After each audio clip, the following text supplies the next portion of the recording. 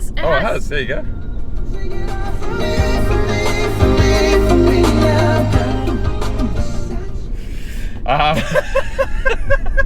Hey guys, how's it going? Welcome to a very sunny southern Spain. I'm out here with BMW UK to test drive the brand new 3 Series that's parked behind me.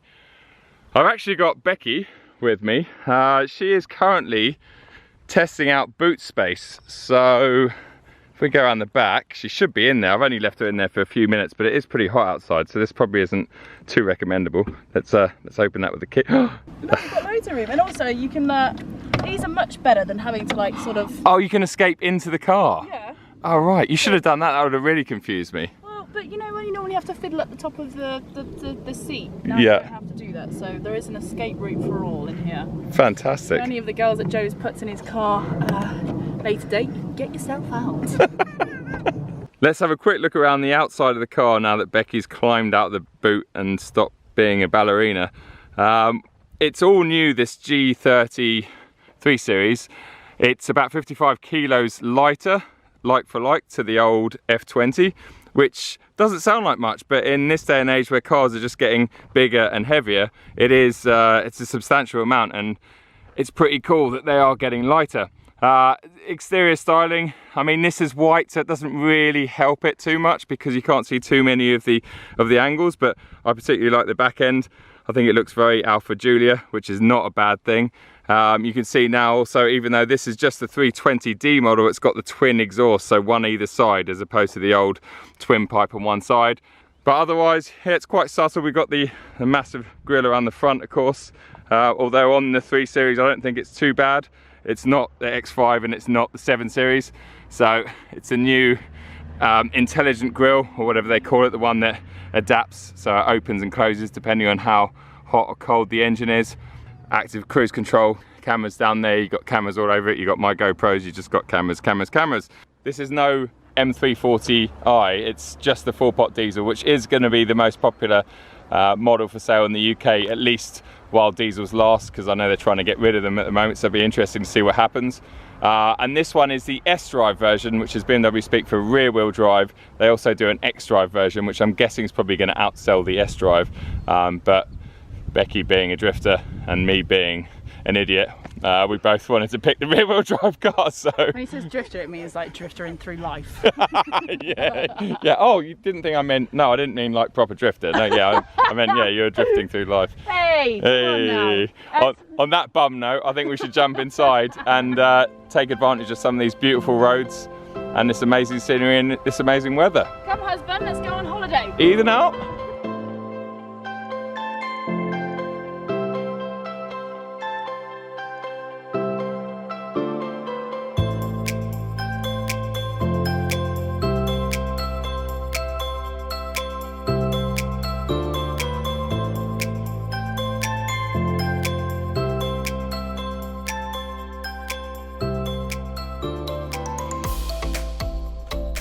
Okay guys, we are inside the brand new 3 Series. Before we start, I just want to do a big shout out to my new brand. It's not Breaking Bad, it's actually called Control and Shift. I'll put a link to our website below in the description. Make sure you head over there and support me if you can. Even if you buy a sticker, every bit of profit on my side goes towards my brilliant YouTube content. Absolutely, So, make sure you buy it. Yeah, exactly. Or Becky will give you a backhander. But not in that sort of, anyway, right. I'm gonna do this video slightly unconventionally because normally I talk a lot about the car, do the boring bits first and then have a good drive at the end. But this time we're actually gonna start with the good drive because we're actually right next to a really good little road. The grip levels, as Becky found out on the way down here, are very low. There's a lot of dust and stuff on the tarmac. So we're just going to talk about the dynamics of the car, really, see what it feels like. So we'll put it into sport, which stiffens up the new 2-way dampers, or put it into manual, and yeah, away we go. We'll just push it. This is the rear wheel drive version, so I'm just going to talk about what it feels like. And we both agreed that there's a fair amount of steering feel in this car, which is a good thing in this day and age, because obviously we've gone through the whole electric steering era and every car pretty much on sale today is electric, but people are BMW especially are trying to get around the sort of add some of that feel back, and it's no hydraulic rack, it's no E21 steering rack, but it feels okay, you know, it's not too bad. But being a 320 diesel, it's quite uneventful. I think it's 190 brake horsepower, probably a fair chunk of torque, and actually the 0 to 60 figure on this car with the ZF 8-speed gearbox, which I think is the only option, it's the same time as what the original M3. Yeah, so the E30 M3 it's 6.3 seconds, I think he said. Yeah, 6.3, 6.8. 6.3, 6.8, something like that. But it's as fast 0 to 60 as the first M car, which is impressive, mental, really, when you think about it, because this car is definitely a lot heavier than that wonderful E30 M3, and also there's no dogleg box, and there's also way less cool styling cues, but still, definitely, yeah, it's quick. yeah. Well, it's quick. Yeah, for anyone that hasn't driven a really fast car, you'd get in this and you would think it's rapid, especially seeing as it's gonna, you know, it's definitely gonna give you a genuine 45 mpg back on the combined cycle. So it's got enough performance to give you enough fun and thrill, but at the same time it's got mega economy, which is what most people are going to be looking for when they're buying a 320d, let's face it. And in the UK at the moment, as far as I know, the only models that are for sale are the 320d and the 330i, but we'll soon get the 330d, which would be a 3-litre straight six, which would be the pick of the bunch for me. And then there's the really fun M340i that's going to have the B58 with, I think, about 380 brake horsepower. So that will definitely be really good fun. So looking forward to that. This is actually the 7th generation of 3 Series, and yours is the first. The first. Yeah, so they are 2002, which is kind of the predecessor. Then you have E21, E30, E36, E46, what does it go to then? 90? E90, exactly, yeah. E90, and E90. then I suppose it went E92. Yeah, depending on the body shape. Yeah, and then it went to F80 was the M3, so it went to F20 was the one that preceded this car. Yeah. And then G30, which is this one. Is that right? We got 7? Yeah, 6, 7 there. Yeah. I basically stop after E90.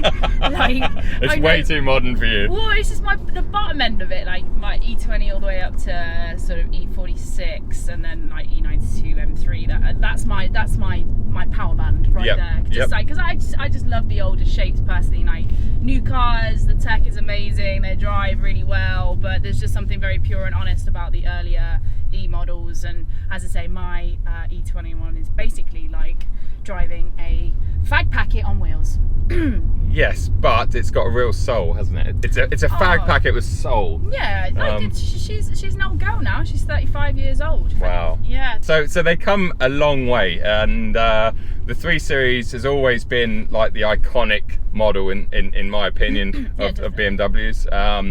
It's the VW Golf. It's the well, I was about to say 190e then. Well, yeah, the 190e, or C-Class as it is now. Yeah. Yeah, so it's been around forever, and it's their best seller, and this particular model, as I touched upon outside, will be their best selling model probably in the UK for the time being. Clear left. Just try not to take us out as we get on a beautiful Spanish road. The problem with a lot of these press strips, I'm going to knock it back into comfort and automatic now.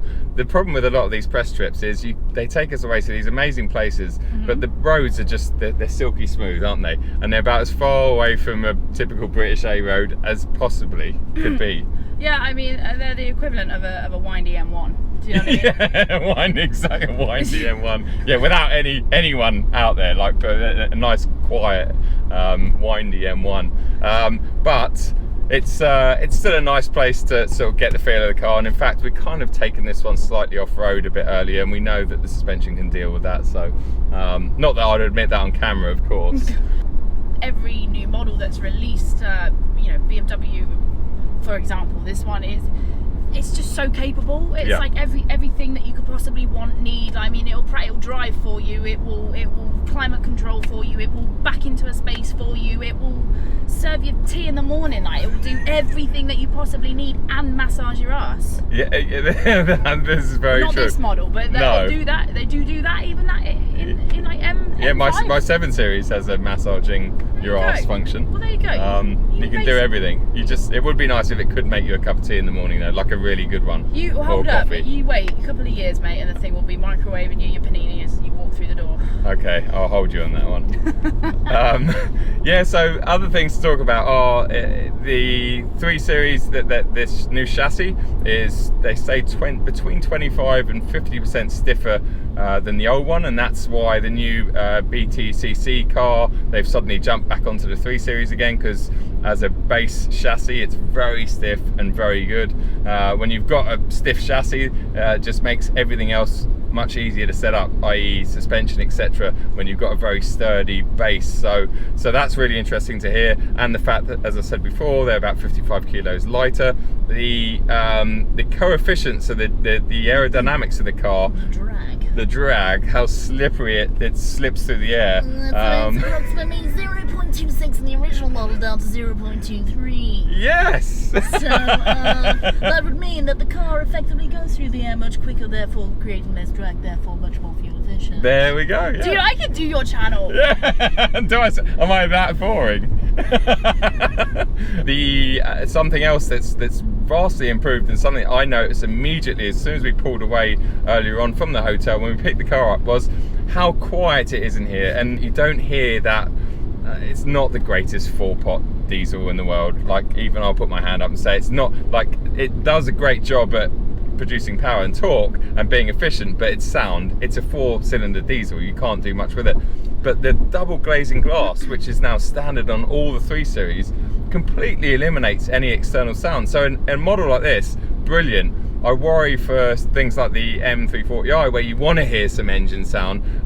You just know they're going to be piping a lot of fake sound into the cabin, because they have to, because it's so insulated in here now. It's basically going to ruin all relationships, because couples are now going to have to talk on that road trip to Devon. They are, or they can have massive arguments and nobody else has to know about it. Like, or I could lock you in the boot, walk away. But I can still get out, because there's like the little releases. Boring. Every cloud. Every cloud. Every cloud.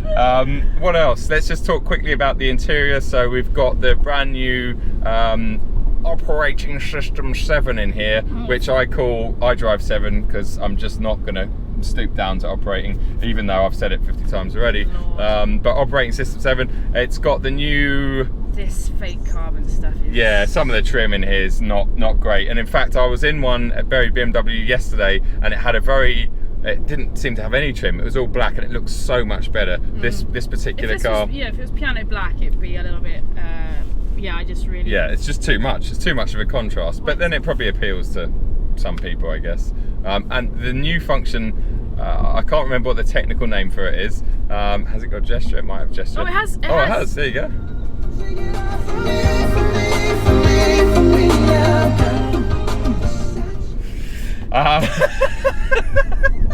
It's got gesture control, and it also has a new thing called Hey BMW. Hello. What can I help you? That is mad, isn't it? Help!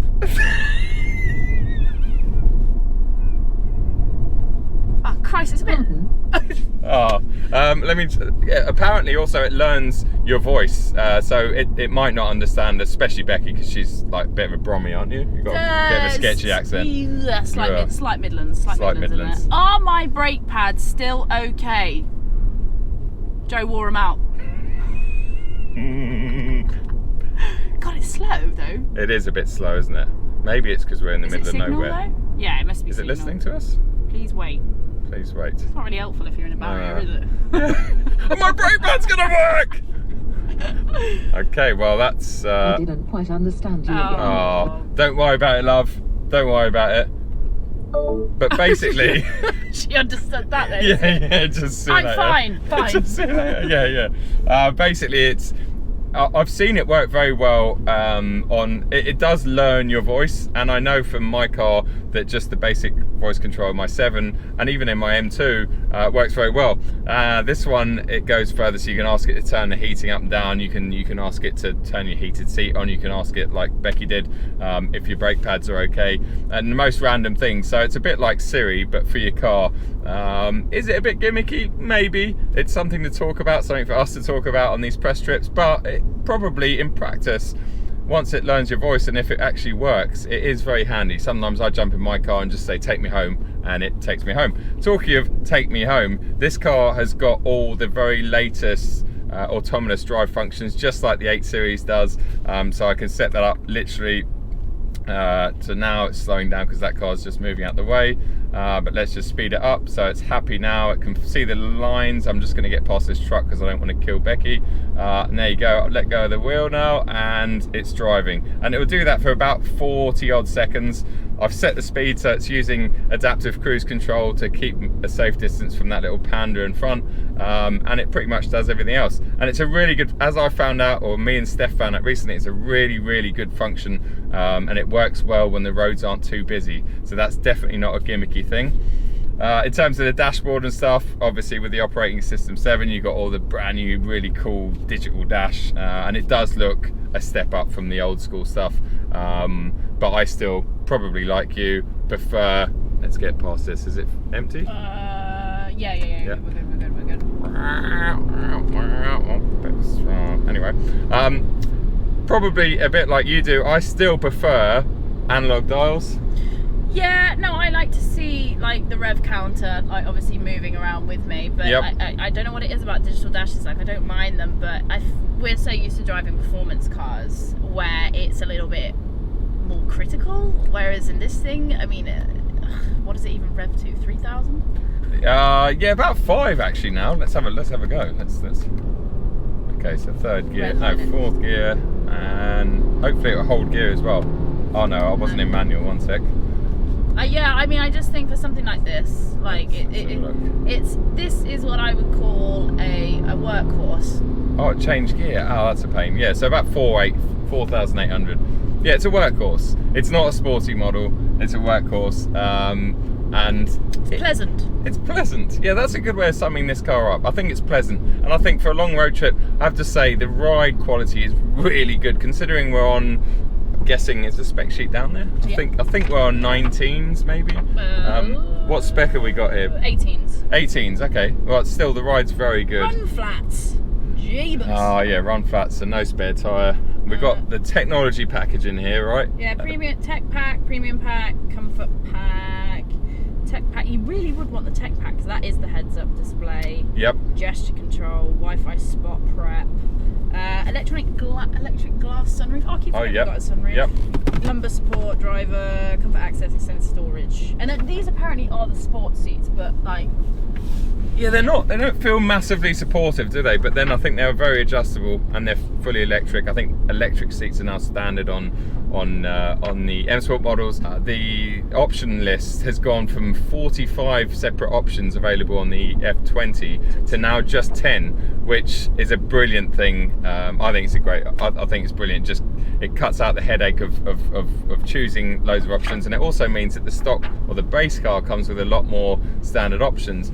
I know the reasoning behind it. The reasoning behind this happening with a lot of new cars is all to do with emissions, because now they need to test every single car with every single different option. So it's a headache for manufacturers, so they've completely reduced and stripped back options in order to not have so many cars to test for these bloody emissions. Couple more bits to talk about. Spacious in here, very spacious. You could fit 4 Joes in here. You could probably fit about 6 Beckys in here, no problem. A couple in the boot. But it's limited rear head space. So I was sitting in one yesterday and in the back, and actually, yeah, it's quite a sloping roof line. I think 6'1" is about gesture control, about the limit of someone sitting in the back seat, which is a bit of a shame in a car now as big as the 3 Series. Laser lights are an option for the first time on 3 Series. It does what it says on the tin, as Becky sort of summarised in her video. You're not going to expect a sports car of a 320D, No. but it does everything very well, and in the short time that we've both had it, it's certainly, yeah, it's been a pleasure to drive. It's a very comfortable and relaxing place to be. So if your job consists of sitting on a motorway for hours and hours every day or every week, this car is probably the car for you. Guys, thanks a lot for watching. Please make sure you head over to Becky's channel and check out her video, and also subscribe to her channel if you haven't already, but I'm sure you have. Check out her Instagram as well. You can see her lovely sexy E21 on there that features a fair amount. Yeah, thanks a lot for watching. Please give us a thumbs up if you enjoyed this video. Leave any comments in the comment section below. Be nice. And be reasonably nice. I will see you at the next one. Cheers, Bye. Bex.